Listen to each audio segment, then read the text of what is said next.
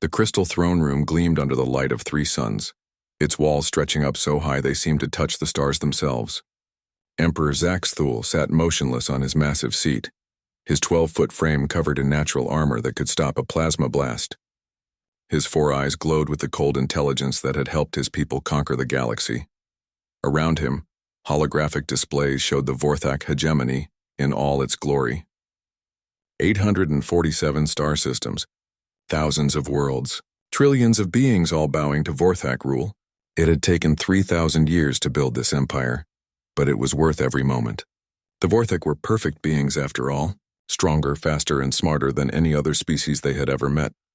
"My Emperor," came a voice from the shadows. War Commander Velthan stepped forward, his own armor gleaming.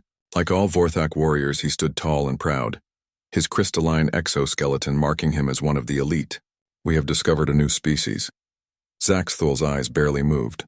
New species were found every few months now. Most were already dead civilizations, wiped out by war or disease. The few living ones usually surrendered after seeing a single Vorthak dreadnought. "Where?" "The Rim worlds, my Emperor. Sector 7 Alpha. They call themselves humans." Velthan activated a hologram showing a small blue and green planet. "Primitive bipeds. They have basic faster-than-light travel, but nothing impressive. Their ships are made of simple metals. Their weapons use chemical explosives and basic energy." The Emperor finally showed interest, leaning forward slightly. "Population? 8 billion on their homeworld. Maybe 2 billion more spread across 12 colonies. Very small compared to most civilizations we encounter." Velthan paused, checking his data. "They appear to be mammals, warm-blooded. No natural armor or weapons. Average height is less than 6 feet. They live only about 80 of their years." A sound that might have been laughter came from the Emperor's throat. 80 years? The Vorthak lived for thousands of years. These humans were barely more than insects. Military strength? Minimal. Perhaps 50,000 small ships across all their worlds. No dreadnoughts. No quantum weapons. No shield technology that we can detect. Velthan's tone showed his contempt. Standard pacification should take less than a day. Emperor Zaxthul stood, his massive form casting shadows across the room. When he moved, the crystal floor vibrated under his weight. "Send the first contact fleet. Follow standard protocol." Standard protocol was simple and had worked for 3 millennia. The Vorthak would arrive with overwhelming force. They would demonstrate their power by destroying a few military targets. The enemy would see the futility of resistance and surrender. Those who cooperated would become workers and servants. Those who didn't would die. Clean, efficient, and final. Velthan bowed low. "It shall be done, my Emperor." "Which world should we target first?" "Their newest colony. Something called..." The Emperor checked the display. "New Geneva. Show them what happens to those who expand without Vorthak permission. When they see their colony burning, the rest will fall in line quickly. And if they resist?" Emperor Zaxthul's 4 eyes blazed brighter. In 3,000 years of conquest, no species had ever truly resisted the Vorthak. Oh, there had been desperate last stands and futile gestures, but real resistance? The kind that lasted more than a few days? Never. The Vorthak were simply too advanced, too powerful, too perfect. Then we will remind the galaxy why we rule it. 2 days later, the first contact fleet assembled in the darkness between stars. 50 dreadnoughts, each one a mile long and bristling with quantum weaponry. Their crystalline hulls reflected no light, making them nearly invisible until they chose to reveal themselves. Each ship carried enough firepower to crack a planet's crust. War Commander Velthan stood on the bridge of his flagship, studying the tactical display. New Geneva was a small world mostly covered in water. The humans had built their cities on the largest continent, connected by roads and what appeared to be primitive transport systems. Their orbital defenses consisted of a few dozen small platforms and perhaps 100 patrol ships. "Laughable," muttered his second-in-command, Captain Thekvar. "I have seen training exercises more challenging than this." Velthan nodded but remained focused. The Vorthak had not conquered the galaxy by being careless. Even the weakest enemy deserved proper attention to detail. Sensor readings? The colony has roughly 10 million inhabitants. They appear to be spread across 7 major cities. Their military consists of perhaps 5,000 personnel in those patrol ships. The sensor officer's voice carried boredom. "No hidden weapons. No secret fleets. They are exactly as weak as they appear. Very well. Velthon activated the fleet communication system. All ships prepare for standard pacification protocol. We will emerge from hyperspace in formation Delta 7, target their orbital platforms first, then their military installations, leave their cities intact for now. We want survivors to carry word back to their homeworld. The fleet dropped out of hyperspace in perfect formation, their arrival creating ripples in space itself. 50 massive ships appeared around New Geneva like predators surrounding prey. Their quantum engines cast an eerie blue glow across the planet's surface. Velthon opened a communication channel to the planet below. His image would appear on every human screen, every communication device, every display. The sight of a 12-foot Vorthak warrior in full armor had broken the spirit of countless species. Humans of New Geneva. His voice boomed across space. I am War Commander Velthon of the Vorthak hegemony. Your species has been evaluated and found suitable for incorporation into our empire. You have 1 hour to surrender your military forces and submit to Vorthak rule. Compliance will be rewarded with fair treatment as subjects of the hegemony. Resistance will result in the complete destruction of your world. He cut the transmission and waited. This was always the most boring part of conquest. Most species began surrendering within minutes. A few tried to negotiate or beg for more time. The really primitive ones sometimes tried to hide or flee, but in the end they all submitted. The alternative was extinction, but something was different this time. Instead of immediate panic or surrender, the human response was strange. War Commander, his communications officer reported. We are receiving a transmission from the planet. Already? Put it through. The face that appeared on screen was unlike any Velthon had seen before. The human was small, fragile-looking, with pale skin and short brown hair, but its eyes held something unexpected.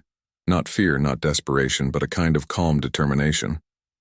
This is Governor Sarah Chen of New Geneva Colony, the human said. We have received your ultimatum and request time to discuss it with our people. We are not a military government and need to consult with our elected representatives. Velthon stared at the screen.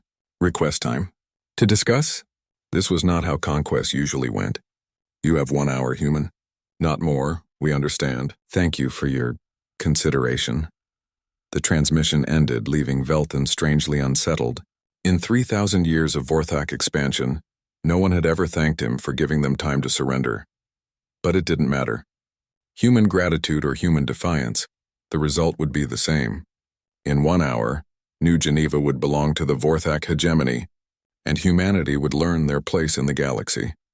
The clock began counting down, and the Vorthak waited with the patience of predators who had never known defeat.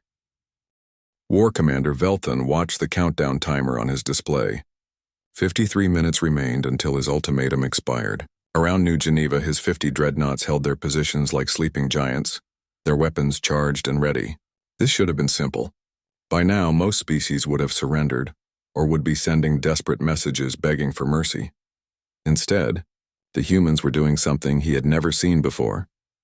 Sir, reported his sensor officer, the humans are launching ships from the planet. Military vessels preparing to attack? Velthon asked, though the idea seemed ridiculous. The entire human fleet around New Geneva consisted of maybe 100 small ships. They could destroy his flagship's shields. No, sir. Civilian transports. They appear to be evacuating their population.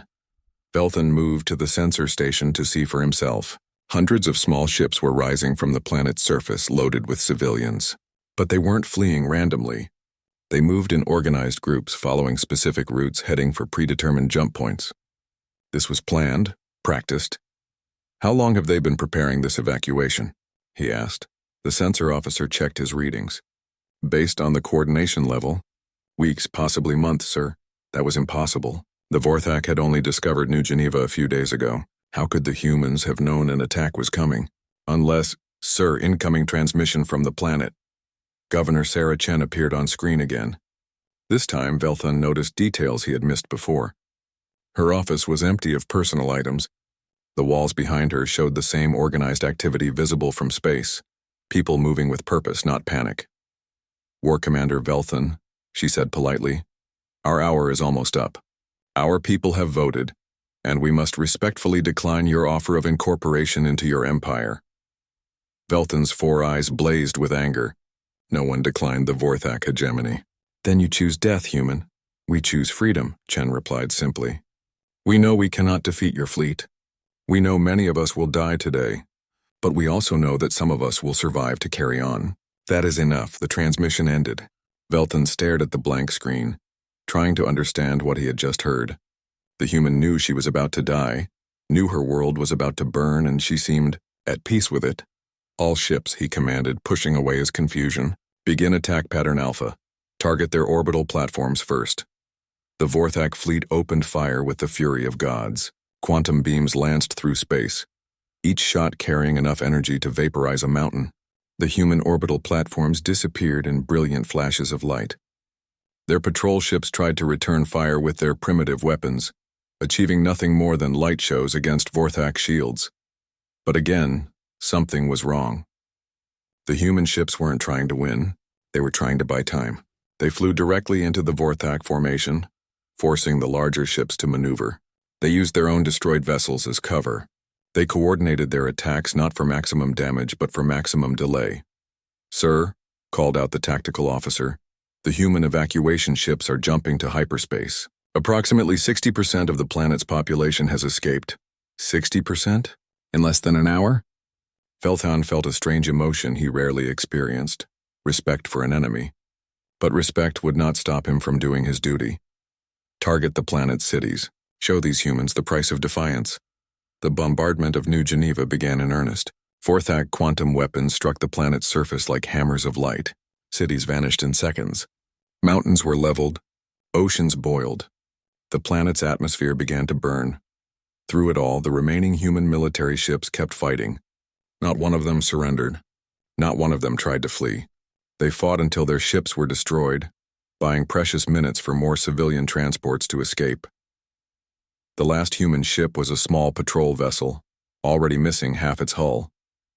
It limped toward Velthon's flagship, weapons still firing uselessly against the massive dreadnought's shields. Should we destroy it, sir? Asked the weapons officer. Velthon watched the tiny ship approach. Its weapons couldn't even scratch his paint. Its crew had to know they were about to die. But still they came. Still they fought. Open a channel to that ship. The face that appeared was young, probably not even 30 human years. The bridge around him was filled with smoke and sparks, but the human was still at his station, still trying to fight. This is Lieutenant Marcus Webb of the New Geneva Defense Force, the human said through gritted teeth. You want our surrender? Come and take it. Velton found himself leaning forward. Your ship is destroyed, human. Your world is burning. Your people are scattered. What do you hope to accomplish? The young human smiled, and it was not a pleasant expression. We're teaching you something, alien. We're showing you what happens when you pick a fight with humanity. Today you win, tomorrow you'll find out what we learned from watching you. The transmission cut off as the human ship exploded against his flagship's hull. The blast did no damage, but somehow Velthon felt like he had been struck. 3 hours later, New Geneva was a dead world. The Vorthak fleet hung in orbit around the cooling planet, counting their victory, but it didn't feel like the victories Velthon remembered. Damage report, he ordered. 7 ships with moderate damage, sir. The humans used their debris field as a weapon. We lost the cruiser Kethmal when a human ship rammed it at full speed. The tactical officer paused. Total casualties, 412 Vorthak dead, over 1,000 wounded. Velthon stared at the numbers. In their last 50 conquests combined, the Vorthak had lost fewer than 50 warriors. These primitive humans, with their metal ships and chemical weapons, had inflicted more damage in a few hours than civilizations with advanced technology had managed in months of fighting. Sir, the communications officer interrupted his thoughts. We're receiving a transmission. Origin unknown, but it's using human communication protocols. Put it through. This time, multiple human faces appeared on screen. Men and women of different ages, all wearing military uniforms he didn't recognize. This is Admiral Lisa Park of the Human Colonial Defense Fleet, said a woman with gray hair and steel in her eyes. We want to thank War Commander Velthon and the Vorthak hegemony for a very educational first contact. Velthon felt his blood chill. You are speaking to me from where, human? From safety, alien. From the places you haven't found yet. From the worlds you don't know exist. Admiral Park leaned forward. You destroyed New Geneva. You killed 10,000 of our people, and in doing so you taught us exactly how you fight, how you think, and how you can be beaten. Impossible. You have no ships that can match ours, no weapons that can pierce our armor. The human admiral smiled, and it reminded Velthan of the expression on Lieutenant Webb's face just before his ship exploded. We don't need to match you, War Commander. We just need to learn from you, and thanks to your demonstration today, we've learned quite a lot. You cannot hide forever, humans. We're not hiding, Admiral Park replied. We're preparing. The next time we meet, things will be very different. The transmission ended, leaving Velthan alone with his thoughts and his dead world. He had won, hadn't he? New Geneva was destroyed. The human colony was wiped out. By any measure, this was a Vorthak victory. So why did he feel like he had just made the biggest mistake of his very long life? Around his fleet, space was filled with the debris of human ships and the cooling remains of human dreams. But somewhere out there, in the darkness between stars, the survivors were learning, planning, preparing. War Commander Velthan ordered his fleet to return to Vorthak space, carrying news of victory to Emperor Zaxthul. But deep in his warrior's heart, he suspected this war was just beginning. Emperor Zaxthul crushed the crystal report tablet in his massive hand, the fragments falling like glittering snow to the throne room floor. Around him, his advisors stood in uncomfortable silence, none daring to speak first about the unthinkable news from New Geneva. 400 dead. The Emperor's voice rumbled through the chamber like distant thunder, against primitives with metal ships and chemical weapons. War Commander Velthan, recently returned from the battle, kept his head bowed. Yes, my Emperor. The humans fought with unexpected determination. Determination? Zaxthul rose from his throne, his 12-foot frame casting shadows across the room. They are insects, mayflies. They live for barely a century, and you tell me they fought like Vorthak warriors. They did not fight like us, my Emperor. They fought like... Velthan struggled for words, like they had nothing to lose. Even when their ships were destroyed, they used the wreckage as weapons. They coordinated in ways our tactical computers did not predict. The Emperor began pacing, each step causing the crystal floor to vibrate. 3,000 years of conquest, and now a species of short-lived mammals was causing problems. It was unacceptable. My Emperor, spoke Prince Korvash from the side of the room. The Emperor's nephew was young by Vorthak standards, only 800 years old. But he commanded the Second Fleet with skill and ambition. Perhaps War Commander Velthan simply underestimated the enemy. Give me 200 ships and I will crush their homeworld in a day. Velthan's 4 eyes blazed. Your Highness, with respect, these humans are not like other species we have conquered. They learn from every encounter. They adapt. Even now they are studying our tactics, our weapons, our weaknesses. Weaknesses? Prince Korvash laughed, the sound harsh in the crystal chamber. The Vorthak have no weaknesses. We are the perfect beings. We have ruled the galaxy for 3 millennia because we are stronger, faster, smarter than any other species. Then explain the casualties, Velthan shot back, his warrior's pride finally overcoming protocol. Explain how creatures that live less than a century manage to damage ships that have never been touched in 1,000 battles. Enough, Emperor Zaxthul commanded, and both warriors fell silent. Korvash, you will take the Second Fleet to the human homeworld. Show them what happens to species that resist the hegemony, but you will not underestimate them as Velthan apparently did. Prince Korvash bowed deeply. It will be done, my Emperor. Their homeworld will burn within the week. But when the Second Fleet arrived at Earth 3 weeks later, Prince Korvash discovered that the humans had not been idle. The blue and green world hung in space like a jewel, but it was a jewel surrounded by weapons. Orbital platforms bristled with energy cannons. The asteroid belt had been transformed into a maze of mining stations that could launch rocks at incredible speeds. Even the space habitats around the outer planets had been equipped with massive railguns. This is impossible, breathed Captain Nexthor from the bridge of Prince Korvash's flagship. How did they build all this in 3 weeks? Prince Korvash studied the tactical display with growing unease. The humans had maybe 50,000 ships protecting their homeworld, still vastly outnumbered by his 200 dreadnoughts. But these weren't the same simple metal vessels Velthan had fought at New Geneva. Sensor analysis, he commanded. The human ships show significant technological advancement, Your Highness. They appear to have incorporated Vorthak technology into their designs. Their hulls now show composite armor similar to our own. Their weapons have been upgraded to plasma-based systems. How is that possible? We left no intact technology at New Geneva.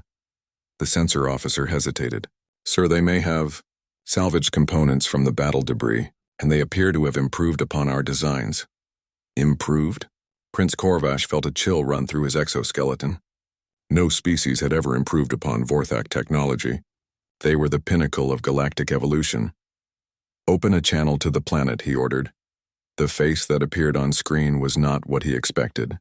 Instead of a desperate leader begging for mercy, he saw a calm human woman in a crisp military uniform.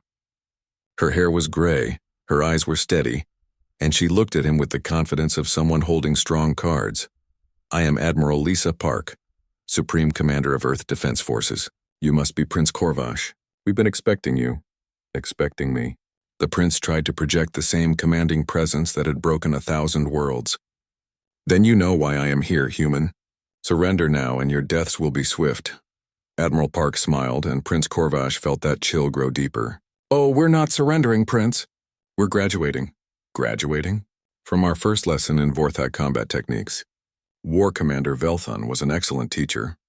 His attack patterns, his weapon signatures, his tactical preferences. We recorded everything. Our scientists have been very busy.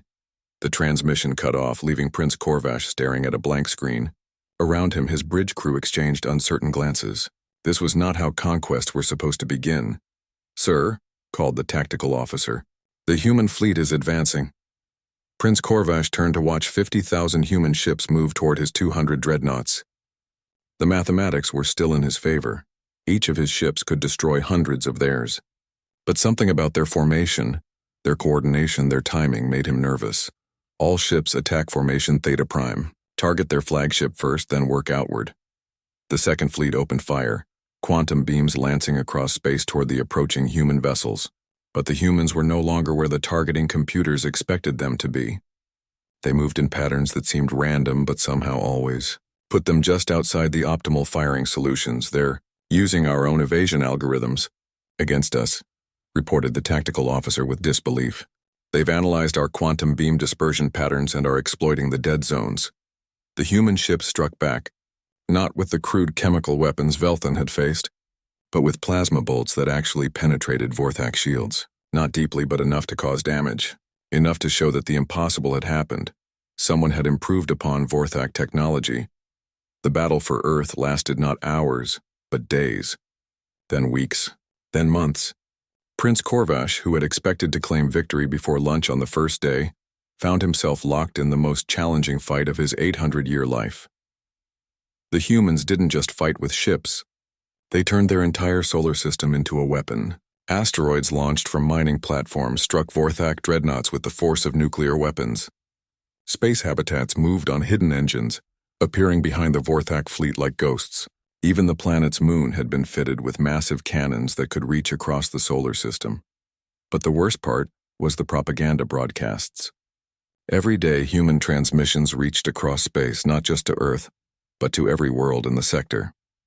They showed footage of Vorthak ships being damaged. They played recordings of Prince Korvash's own tactical discussions. They made the impossible real. They made the Vorthak look vulnerable. "Sir," his communications officer reported during the 4th month of battle, "we're receiving reports from across the sector. Several subject worlds are asking questions about Vorthak supremacy. Questions. In 3,000 years of rule, no one had dared ask questions." The final insult came when Prince Korvash finally broke through Earth's orbital defenses, only to find the planet evacuated. 8 billion humans gone, their cities empty, their military installations stripped clean. They had fought for months to defend an empty world, buying time to relocate their entire civilization. Prince Korvash stood on the bridge of his flagship, looking down at the abandoned blue world, and realized he had won nothing at all. The humans were gone, scattered across space to colonies he didn't know existed. They had taken their knowledge, their technology, their determination, and spread it like seeds on the stellar wind. His fleet was battered, his warriors were demoralized, and somewhere in the darkness between stars, 50,000 human ships were carrying the message that the Vorthak could be hurt. "Your Highness," his aide approached carefully. "What are your orders?" Prince Korvash continued staring at Earth, thinking about Admiral Park's words. Graduating. The humans had used his attack as a graduation ceremony. a final exam in advanced warfare. And apparently they had passed with honors. "Send word to the Emperor," he said finally. "Tell him Earth is conquered." It was technically true. Earth belonged to the Vorthak now. But Prince Corvash suspected that in winning Earth, they had lost something far more valuable. They had lost the galaxy's fear. Emperor Zaxthul stood before the great star map in his war room, his 4 eyes tracking the red indicators that had been spreading across Vorthak space like a disease. Each red dot represented a world in rebellion. Each flashing symbol showed a sector where Vorthak authority was being questioned. The map that had once shown nothing but the solid blue of absolute control now looked like it had been infected with bloody wounds. "Explain this to me again," he said to his advisors, his voice dangerously quiet. "How did one primitive species turn my galaxy into chaos?" General Thaxmore, commander of the Third Fleet, stepped forward carefully. Even seasoned warriors had learned to fear the Emperor's moods these days. "My Emperor, the humans have not simply fled. They have integrated with existing populations on dozens of worlds. Integrated? They appear wherever there are subject species who harbor resentment against Vorthak rule. They share technology, provide military training, and spread what they call revolutionary ideology." The general's voice carried distaste. "They have turned warfare into a philosophy." War Commander Veltan, scarred from his recent battles with human forces, added, "They don't fight for territory, my Emperor. They fight for ideas. And ideas, it seems, are more dangerous than quantum weapons." Emperor Zaxthul moved to another section of the star map, where intelligence reports floated in holographic display. The information made his exoskeleton crawl with rage. On Zelthara Prime, the local population had stopped mining operations and demanded fair wages, a human concept that made no sense in a properly ordered empire. On the industrial world of Kethval, workers had organized unions and were refusing to meet production quotas. Most disturbing of all, on 17 different worlds, the native populations were asking for representation in government. Where did they learn these words? The Emperor demanded. "Where did my subjects learn to think such thoughts?" "From humans, my Emperor," replied Intelligence Director Vextal. "But not just any humans. They appear to have a specific group dedicated to this contamination. They call themselves liberators, and they move from world to world like a plague." The Emperor's massive fists clenched. "Then we will burn them out. Deploy the Fourth Fleet. Hunt down every human ship, every human colony, every human sympathizer. Make examples of them." "We have tried, my Emperor," General Thaxmore said quietly. "The Fourth Fleet has been hunting humans for 6 months. They have destroyed 12 human colonies and captured 3 human vessels. But for every group we eliminate, 5 more appear. They reproduce their ideology faster than we can kill them." It was true, and everyone in the room knew it. The humans had learned something from their defeats at New Geneva and Earth. They had learned that scattered seeds grow faster than concentrated forests. Instead of building massive fleets or fortified worlds, they had broken into small groups that moved constantly, spreading their poison wherever they went. "Show me the latest intelligence reports," the Emperor commanded. The holographic displays came alive with intercepted communications, captured documents, and testimony from interrogated prisoners. What Emperor Zaxthul saw made his ancient blood run cold. The humans weren't just running anymore. They were recruiting. On the aquatic world of Merthala, the amphibious natives had been peaceful subjects for 800 years. But human advisors had taught them to use their underwater cities as bases for guerrilla warfare. Vorthak forces couldn't effectively fight in the deep oceans, and the rebels were striking Vorthak installations with increasing boldness. On the desert world of Kethsan, the nomadic tribes had been convinced to unite under a banner of planetary independence. They were using their knowledge of sandstorms and underground tunnels to make life miserable for Vorthak occupation forces. Most dangerous of all, on the civilized world of Altair 7, the intellectual class had begun something they called the free thought movement. They were questioning not just Vorthak policies, but the very foundations of Vorthak rule. They were asking why a species that lived for centuries should obey beings who lived for millennia. They were suggesting that wisdom came from diversity, not from strength. "This is worse than I thought," the Emperor muttered, studying a particular report. "They're not just teaching warfare. They're teaching philosophy." "Yes, my Emperor. and their philosophy is spreading faster than our ability to contain it. Intelligence Director Vextal activated another display. We estimate that human ideas have now reached over 400 worlds in some form. Not all have acted on these ideas yet, but the seeds are planted. Emperor Zaxthul felt something he had not experienced in 3 millennia of rule: genuine fear. Not fear of death, which was merely an inconvenience for one such as he, but fear of irrelevance.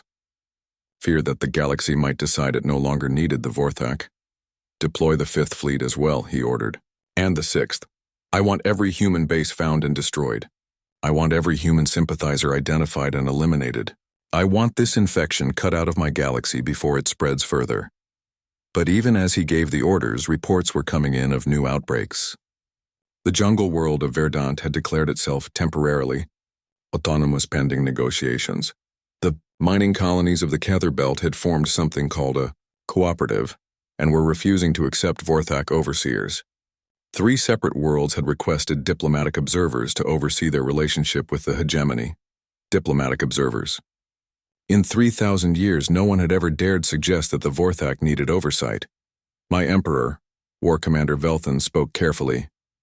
Perhaps we should consider alternative approaches to this problem, such as negotiation. The humans have shown they are willing to talk. Perhaps we could offer them a place in the hegemony, a form of limited autonomy in exchange for ending their rebellion. The silence that followed was broken only by the Emperor's breathing, which had become deep and regular, a sign that those who knew him recognized as extreme danger. Negotiation. The Emperor repeated slowly. You suggest that the Vorthak hegemony, master of 800 worlds, conqueror of 1,000 species, should negotiate with mammals who live for less than a century? My Emperor, I only meant you meant that we should show weakness. You meant that we should admit these creatures are our equals. Emperor Zaxthul's voice began to rise. You meant that 3,000 years of Vorthak supremacy should end, because some short-lived apes have learned to make pretty speeches about freedom.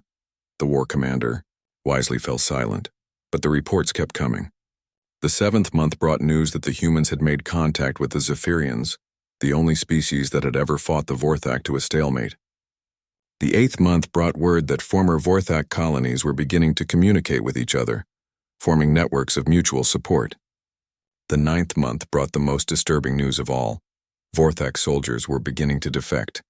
Not many, and not openly. But intelligence reports spoke of Vorthak warriors who had been captured by human forces and later released unharmed. Warriors who returned to their units asking uncomfortable questions about the nature of their empire. Warriors who had been exposed to human ideas about honor, justice, and the rights of the governed. It's getting worse, isn't it? The Emperor asked his assembled advisors. No one wanted to answer, but General Thaxmore finally spoke. Yes, my Emperor. The humans have evolved beyond simple military resistance. They have become something we have never faced before, an idea that fights back. Emperor Zaxthul looked again at his star map, at the spreading red infection that had once been his perfect blue empire. Somewhere out there, in ships and colonies and hidden bases, humans were teaching the galaxy that the Vorthak could be resisted. They were proving that strength without justice was just tyranny, and that tyranny, no matter how powerful, eventually faced a reckoning. For the first time in his very long life, Emperor Zaxthul wondered if the Vorthak were about to learn what defeat felt like. And in the depths of space, on 1,000 different worlds, beings who had never dared to hope were beginning to believe that change was possible. The crystal palace that had stood for 3,000 years was shaking. Not from weapons fire or explosions, but from something far more dangerous. The sound of doubt creeping through its perfect walls. Emperor Zaxthul stood in his command center, surrounded by tactical displays that told a story he refused to believe. Red markers covered half the galaxy now. 200 worlds in open rebellion, 50 more demanding negotiations. Entire sectors where Vorthak ships were attacked on sight by species that had been peaceful subjects for centuries. Status report, he commanded. Though he dreaded the answer, General Thaxmore approached with visible reluctance. My Emperor, the 7th, 8th, and 9th fleets are fully deployed against rebel forces. The 10th fleet is defending our core worlds. The remaining fleets are no longer reliable, and what does that mean? Defections, my Emperor. Entire ship crews have abandoned their posts.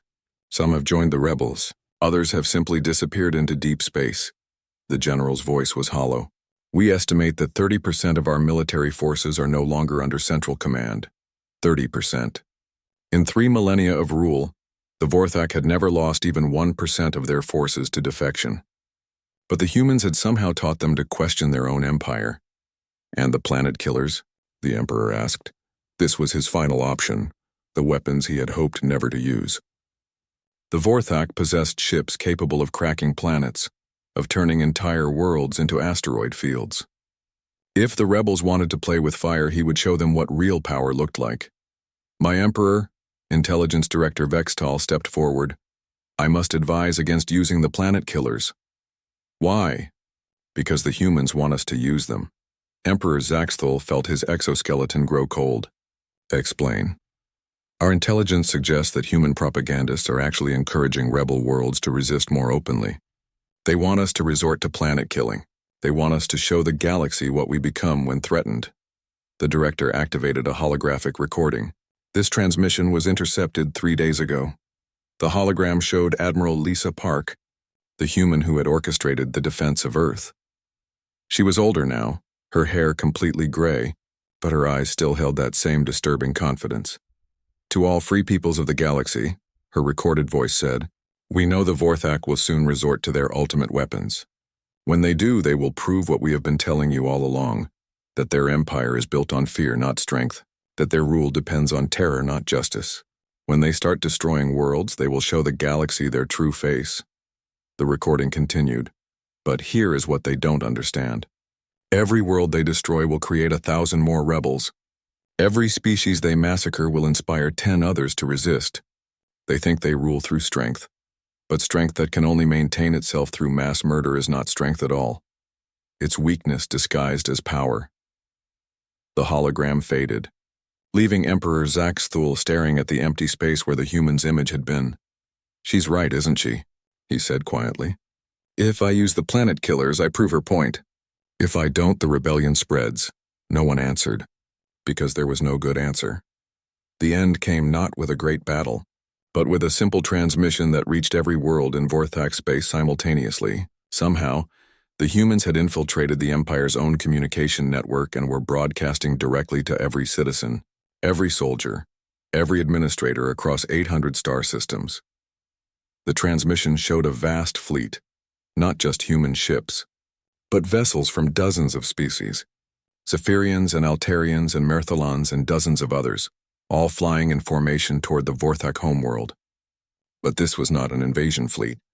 The ships flew with running lights blazing, their weapons powered down, broadcasting continuous messages of peaceful intent. Leading them was Admiral Park herself, now speaking from the bridge of a ship that seemed to be built from salvaged components of 100 different civilizations. Emperor Zaxthul. Her voice echoed through every chamber of his palace. We come to offer you a choice. Not the choice you have offered others. Submit or die. We offer you the choice you have never been given. Join us or be left behind. The Emperor's advisors looked to him for orders, but he was transfixed by what he was seeing on his tactical displays. The approaching fleet was massive, larger than any force the Vorthak had ever assembled. But they were not attacking. They were just arriving. We know your ships are faster, Admiral Park continued. We know your weapons are more powerful. We know you could destroy our fleet if you chose to fight. But we also know that you are tired, Emperor. Tired of ruling through fear. Tired of being hated by every species in the galaxy. Tired of building an empire that can only survive by crushing the dreams of others. Around his palace, Emperor Zaxthul could hear the sounds of his own people. Vorthak citizens who had lived their entire long lives believing in their species' superiority. But now he could hear something he had never heard before. Doubt in their voices, questions in their conversations, the sound of an empire losing faith in itself. We offer you membership in the Galactic Confederation. Admiral Park's voice continued. Equal membership, not as conquerors but as contributors, not as masters but as partners. We offer you the chance to be respected instead of feared, to be valued instead of merely obeyed. The transmission ended, leaving the palace in silence. Outside, the vast fleet waited in space, their weapons cold, their intentions peaceful but unmistakable. They had come not to destroy the Vorthak, but to offer them something they had never experienced, a choice made from strength rather than weakness. "My Emperor," General Thaxmore spoke quietly, "what are your orders?" Emperor Zaxthul looked around his crystal throne room, at the advisors who had served him for centuries, at the displays showing an empire that was crumbling not from external force but from internal doubt. He thought about 3,000 years of conquest, of ruling through fear, of believing that might made right. "Open a channel," he said finally. Admiral Park's face appeared on the main display, and for the first time in their encounters, she looked genuinely surprised. "Emperor Zaxthul, I wasn't certain you would respond. I am curious about this confederation of yours," he said carefully. "What guarantees do you offer? What protection do you provide for those who have ruled?" "The same protections we offer everyone," she replied simply. "Justice under law, representation in government, the right to live without fear of arbitrary punishment or death." She paused. "Even for former emperors who choose to embrace a different way of living. And if I refuse?" Admiral Park's expression grew sad. "Then you will rule over an empty empire, Emperor. Your people are already leaving. Your fleets are already abandoning their posts. Your worlds are already choosing freedom. You can continue to call yourself Emperor of the Vorthak hegemony, but there will be no hegemony left to rule." It was true, even as they spoke. Reports were reaching the palace of entire sectors declaring independence, of Vorthak colonies requesting membership in the Confederation, of military units laying down their arms and asking for amnesty. "You have destroyed my empire," Emperor Zaxthul said, but without anger. Somehow he felt only a strange sense of relief. "No," Admiral Park replied gently. "You destroyed it the moment you built it on fear instead of respect. We just offered your people something better." Emperor Zaxthul stood slowly from his crystal throne, his massive frame casting shadows across the chamber one last time. Around him, his advisors watched in silence as the most powerful being in the galaxy made his choice. "Very well," he said. "I will consider your offer." But even as he spoke, he knew the choice had already been made. Not by him, but by every being in the galaxy who had decided they were tired of kneeling to those who ruled only through strength.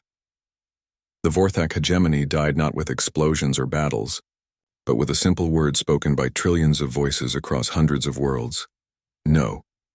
And in the months that followed, as former enemies became partners in building something better, Emperor Zaxthul discovered something that surprised him more than any military defeat ever could. He discovered that being respected was far more satisfying than being feared. The galaxy's strongest empire had fallen not because humanity was stronger, but because humanity had taught everyone else that strength without justice was just tyranny waiting to end. And tyranny, no matter how powerful, could not survive once people stopped believing in it.